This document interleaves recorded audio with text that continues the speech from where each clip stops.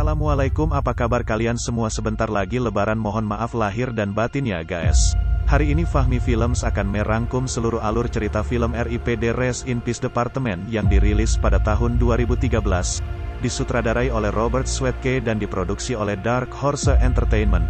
Film ini dibintangi oleh Ryan Reynolds sebagai Nick Walker, Jeff Bridges sebagai Roy Sefus atau Roy dan masih banyak aktor keren lainnya. Film ini mengisahkan seorang anggota polisi yang bangkit kembali dari kematian dan menemukan dirinya kini terdaftar dalam sebuah skuad polisi supranatural. Gimana kisah selanjutnya? Mari kita simak alur ceritanya.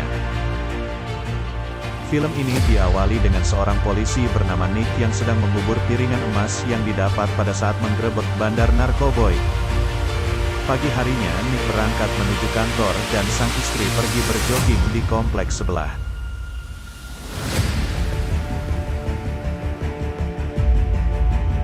Sesampai di kantor Nick bertemu Bobby, mereka membicarakan emas. Nick ingin mengembalikan emas tersebut namun Bobby menolaknya. Nick dan tim pun mendapat tugas. Nick dan tim langsung OTW menuju gudang kosong untuk menggerebek bandar narkoboy. Sesampai di TKP, Nick dan kawan-kawan langsung menembak para karyawan dan bos narkoba dengan senjata FF-nya, namun kawanan bandar narkoba berhasil kabur. Tiba-tiba Bobby membicarakan emas dan anehnya Bobby menembak Nick dan Nick pun terjatuh. Singkat cerita, Nick pun seperti mati suri dan Nick terbangun kembali. Nick pun terkejut melihat waktu berhenti. Kemudian Nick pun keluar dan melihat pusaran gelap di langit. Setelah itu Nick tiba-tiba melayang dan tersedot ke pusaran penghakiman kematian. Namun sebelum tersedot, Nick tertarik ke ruangan kantor dan diwawancarai oleh Proctor RIPD Rest in Peace Department. Di sini Nick ditawarkan pekerjaan, atau memilih neraka dan surga. Tugas Nick adalah untuk menangkap orang mati yang berhasil kabur dari hari penghakiman atau bisa disebut deado. Jika deado semakin lama hidup di bumi, maka semakin busuk jiwa mereka dan akan menjadi monster mengerikan di bumi.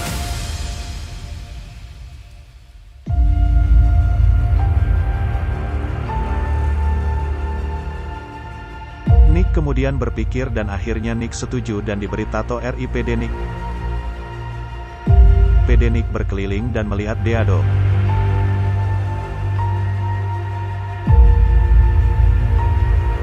Kemudian calon teman baru Nick menembaknya bernama Roy. Nick dan Roy langsung bertugas untuk menangkap deado.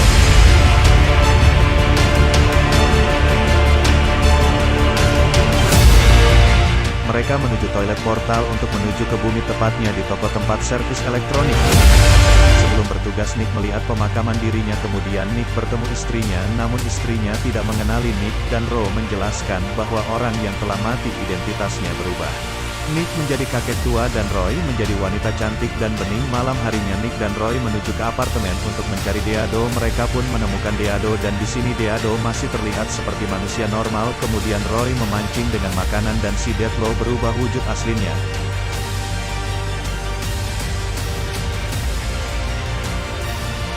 Kemudian Nick menangkapnya saat Nick sedang memborgol. Deado menyerang Nick sampai terpental, kemudian Deado memutuskan lengannya lalu kabur dalam ketinggian. Roy pun menerbangkan Nick.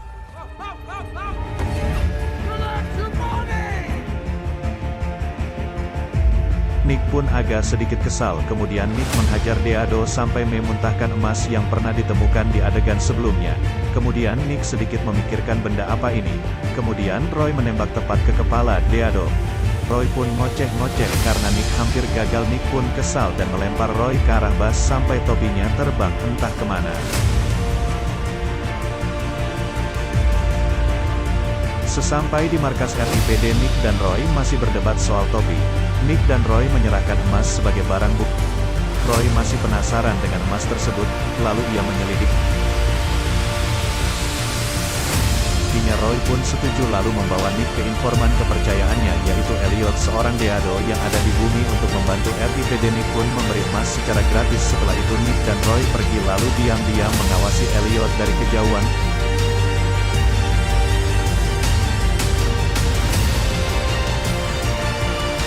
Kemudian Elliot bertemu seseorang untuk memberikan emasnya dan ternyata orang tersebut adalah Bobby. Roy dan Nick bergegas mengikuti Bobby. Bobby berhenti di rumah Julia, istri Nick.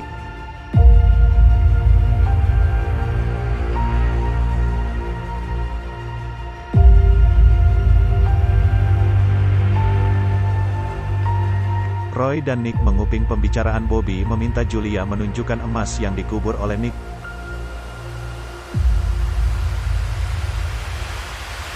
Lalu Bobby menggalinya dan mengambil emasnya.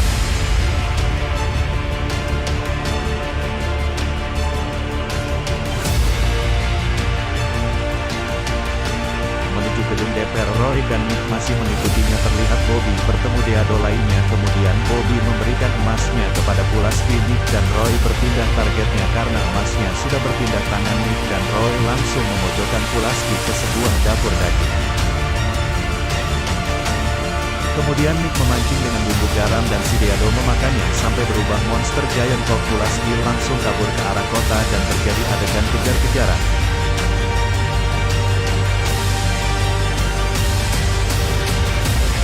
Nick dan Roy berhasil menangkap Deado di dalam lift, namun sayangnya Deado berhasil kabur dan berakhir di atas gedung DPR.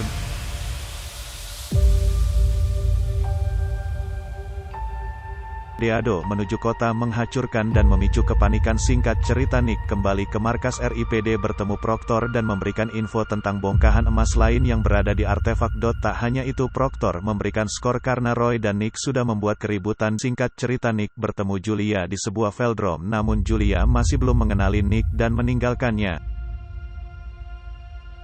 Muncullah Roy dan mengatakan ke Nick untuk menyudahi urusan dunianya dan terima kenyataan. Singkat cerita, Nick dan Roy merencanakan tugas untuk terakhir kalinya dan bertekad membongkar siapa sebenarnya Bobby.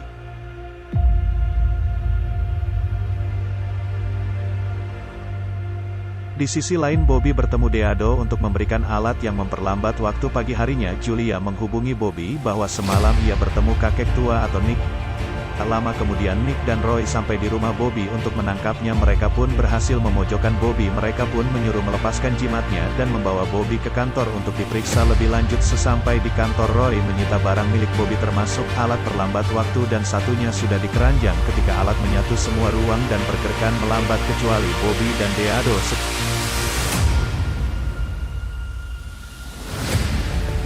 Setelah itu Deado kabur dengan membawa emas.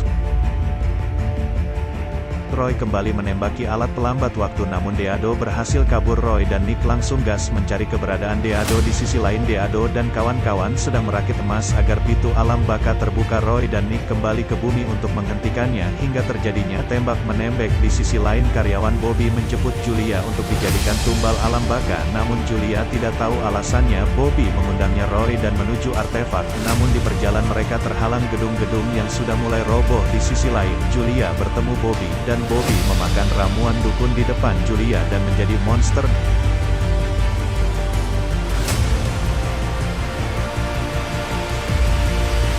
Roy dan Nick bertemu Pulaski dan melumpuhkannya dengan senjata FF. Singkat cerita, di saat Bobby akan menumbalkan Julia, Nick dan Roy datang, namun sayangnya Bobby langsung menusuk Julia dengan tongkat sakti dan menjadikan darahnya untuk dijadikan ritual membuka terowongan gaib.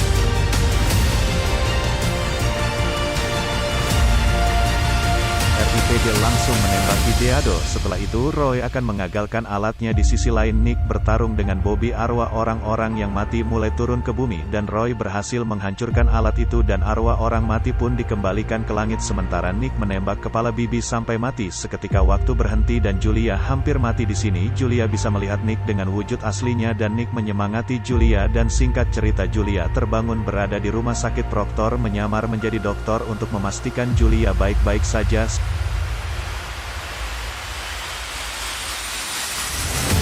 Sebagai hadiah, Nick dan Roy bebas dari hukuman dan diperpanjang kontrak. Setelah itu, Proctor memberikan topi baru kepada Roy dan sementara Nick diberi identitasnya diganti menjadi bocil pramuka dan film pun berakhir. Kalian suka dengan video ini? Kalian bisa klik subscribe dan klik tombol loncengnya agar tidak ketinggalan video-video selanjutnya. Wassalamualaikum warahmatullahi wabarakatuh.